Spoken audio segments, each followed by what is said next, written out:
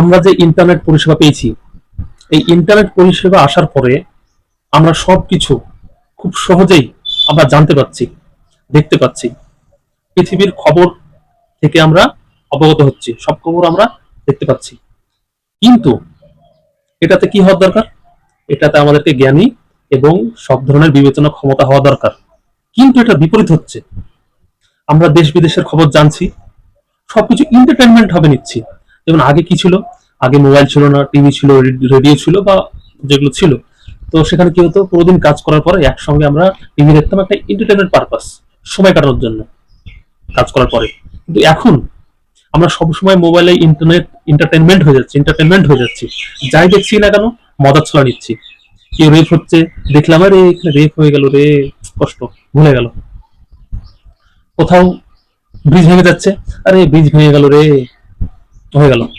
আপনারা রিসেন্ট দেখতে পাচ্ছেন যে রাহুল গান্ধী প্রকাশ করলো যে কতটা ভুল, মানে ভোটার লিস্ট ভুল, মানে ফেক, পুরোপুরি মিথ্যা ভোটার লিস্ট তৈরি করেছে।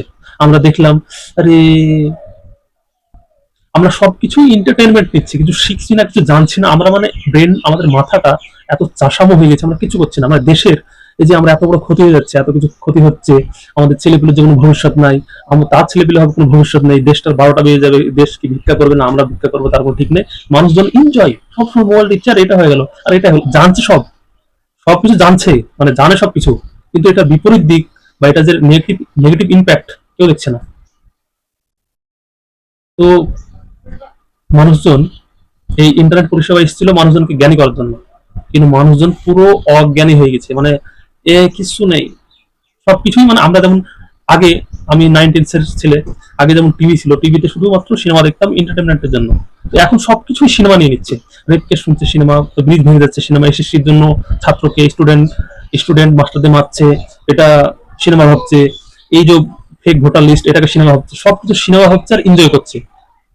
কিন্তু এই যে আমাদের ছেলেদের কোনো ভবিষ্যৎ নেই, তারা জীবনে কি করবে ঠিক নেই, চাকরি বাকরি নেই, এসএসসি পরীক্ষা পাকিস্তানে সেন্টার দিচ্ছে, সেটা কোনো ঠিক নেই। তো এই যে এইগুলো এগুলো তো মানুষ ভাবতে হবে নাকি?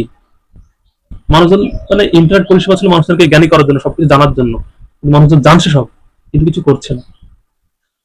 তো ভবিষ্যৎ খুব খারাপ, ভবিষ্যৎ খুব খারাপের দিকে যাচ্ছে। কি হবে ভবিষ্যতে এই দেশের আর এই মানুষজনের, সে ভবিষ্যৎ দেখা যাবে।